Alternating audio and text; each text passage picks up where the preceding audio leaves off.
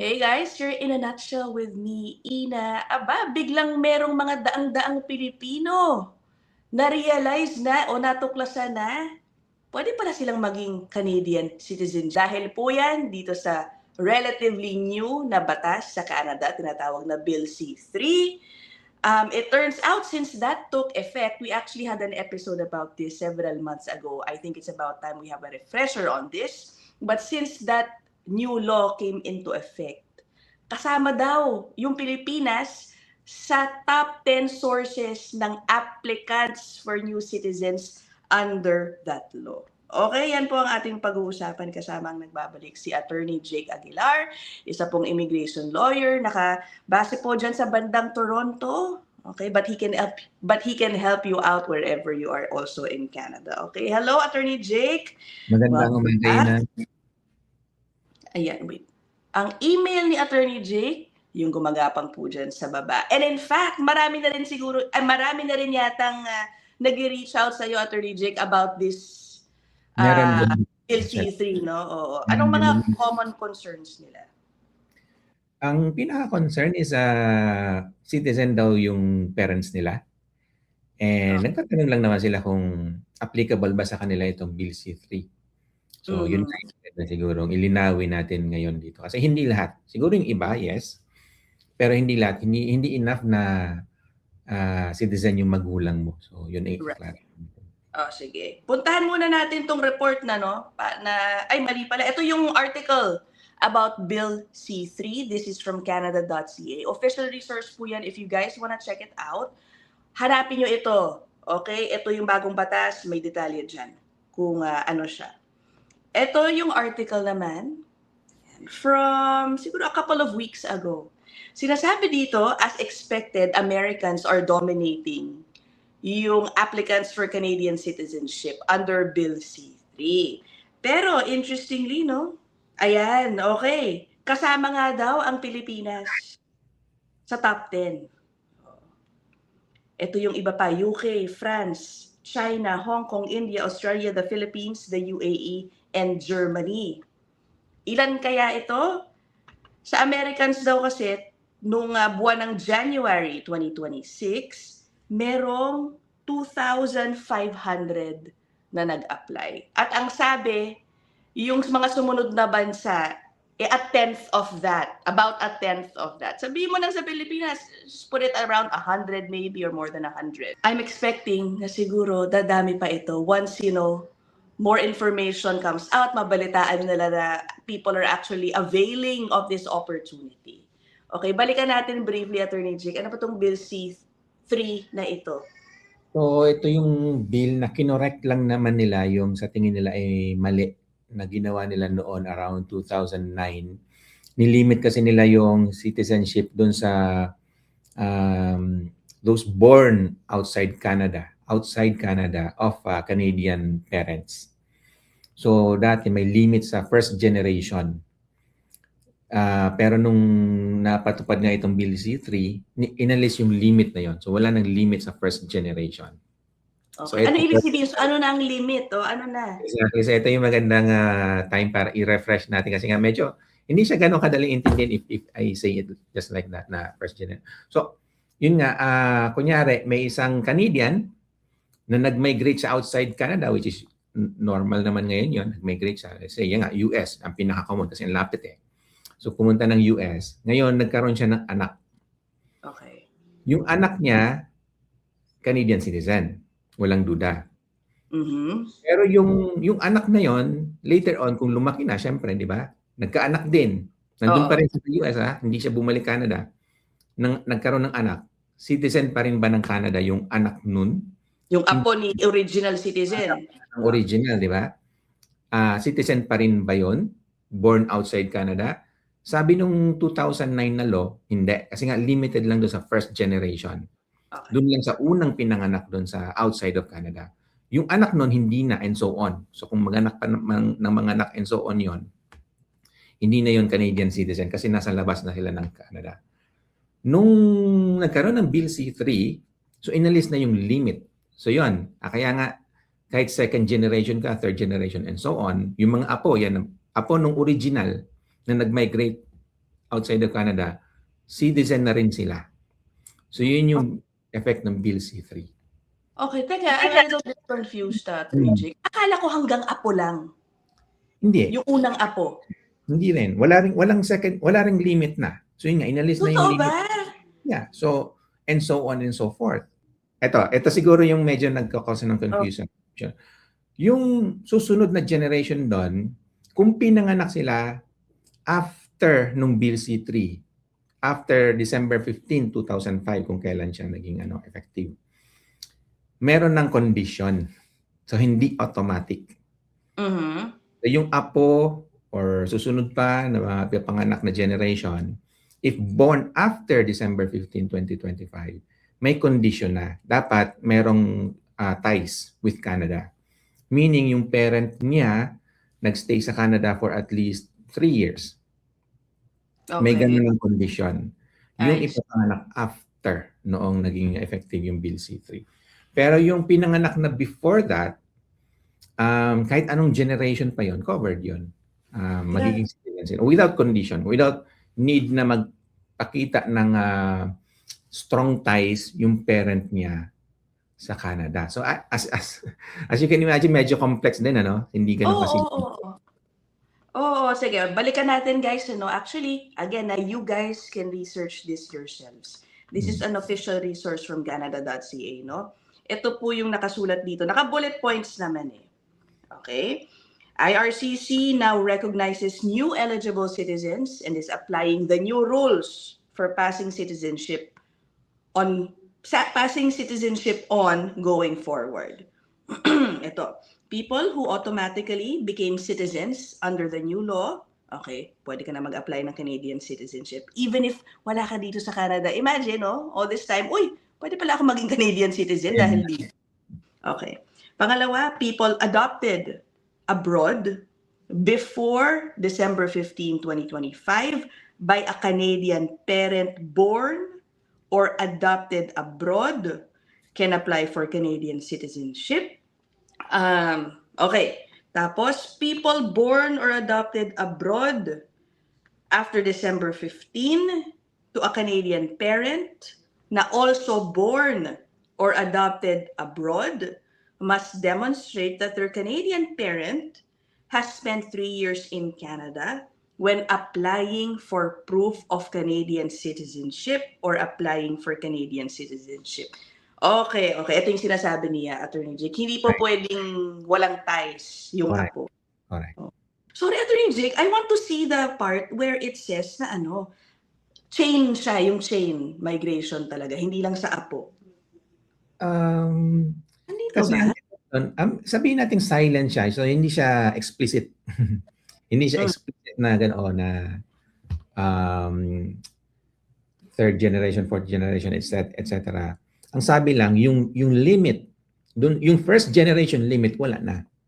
Oh, okay. So, well, implicitly, ang ibig sabihin nun, every next generation after that, covered siya. I mean, citizen siya.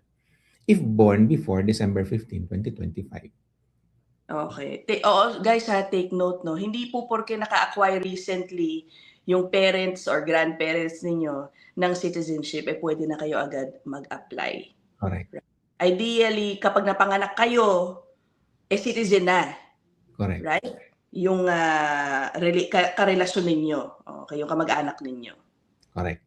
Okay. Can you give us, Attorney Jake, some interesting situations kung bakit some Filipinos na nananahimik na sa Pilipinas, biglang na-realize na pwede pala ako, pwede ba ito dun sa mga naiwan ng kanilang mga parents at nandito na sa Canada for a long time? Yung iba, let's be real, baka nagkarelasyon during a visit to the Philippines, nagkaroon sila ng anak, yung mga ganun ba? Pwede, pero yun nga, based sa data din natin, yung Philippines top 10, and as you mentioned, baka nga less than 100 lang yung nakapag-apply nito. Mm-hmm. So, malaking difference compared dun sa US nga, 2,500, ganyan. Mm-hmm. I think ang reason yan, kasi medyo late lang naman tayo, ang mga Pilipino, nag-migrate sa Canada. Medyo magugulat nga ako, ito minsan, kahapon, Meron akong client, nag-migrate siya sa Canada around 1970s. Bihira yon. Kumbaga, tinanong ko nga siya, nung panahon ba niya, 1970s, kayo lang ba konti lang kayong Pilipino? Yes. Alam na natin yon. Unlike sa US kasi, yung migration matagal na kasi nga magkalapit lang eh. Kumbaga, way beyond that, baka 1800s pa may mga cross-migration na from US to Canada or Canada to US, mga ganun, di ba?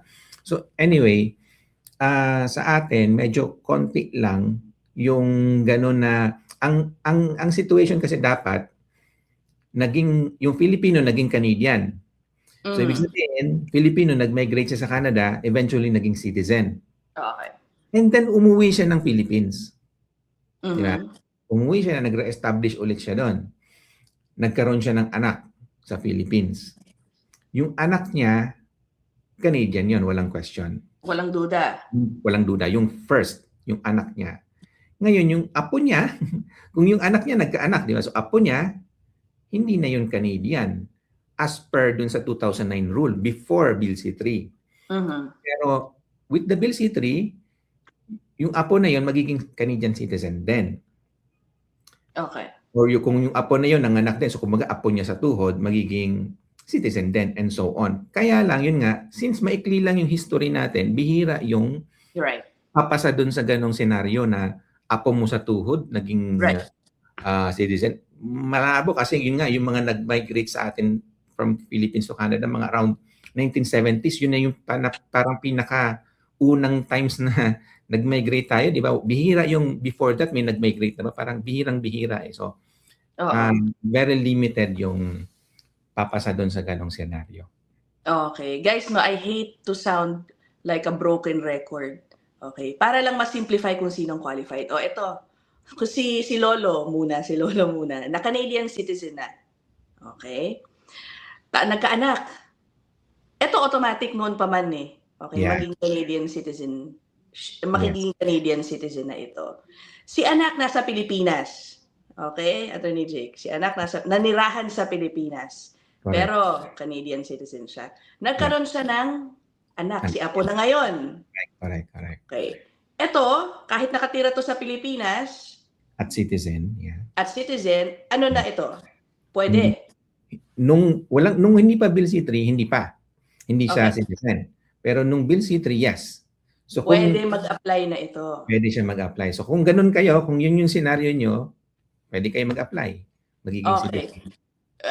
Lagay natin yung example na kailangan may 3-year residency. Ito, kunyari, ito naman. Moving forward, sige. Pangatlo, hindi kailangan. Yan, si pangatlo. Si ako, hindi. Pero yung susunod, yung pang-apat, baka, kung pinanganak siya after na nung December 15, 2025. So recently lang yon, last year lang yon. Lang yon. Kung pinanganak siya after that, kailangan na yung strong ties connection. Meaning, ito dapat yung pangatlo, okay pa. Kung pinanganak siya before December 15 last year, hindi kailangan ng connection. Walang ganung rules. Automatic din siya na citizen.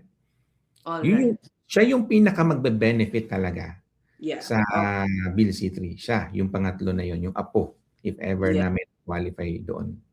Okay. O sige na nga, hindi ko na nga ipe-press yung moving forward kasi as Attorney Jake mentioned, it's quite rare. Medyo for rare. Philippines, considering na most of yung mga naunang Pilipino dito, sabihin mo ng 70s or 60s, no? So hindi pa siguro aabot sa panahon na yun. At saka usually din, isa pa gusto kong idagdag, usually yung nagmamigrate dito sa Canada, usually they stay for good. Yeah.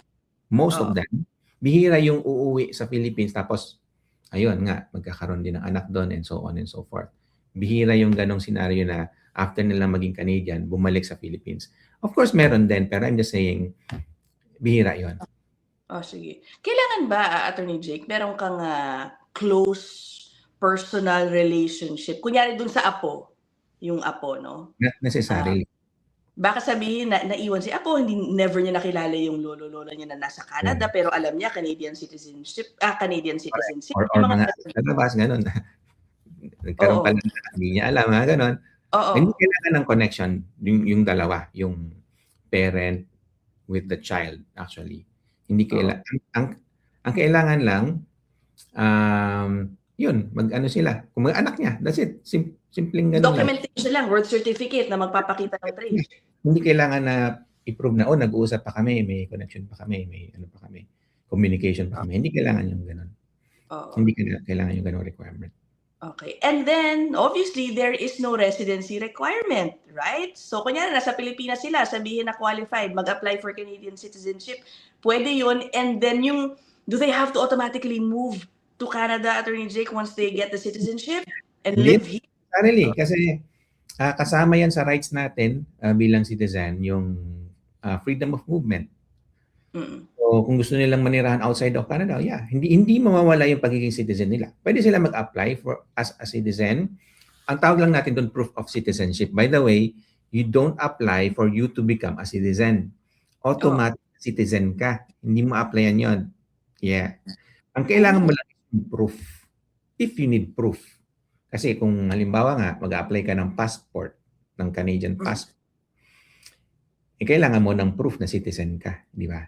So, yun yung apply, yung proof.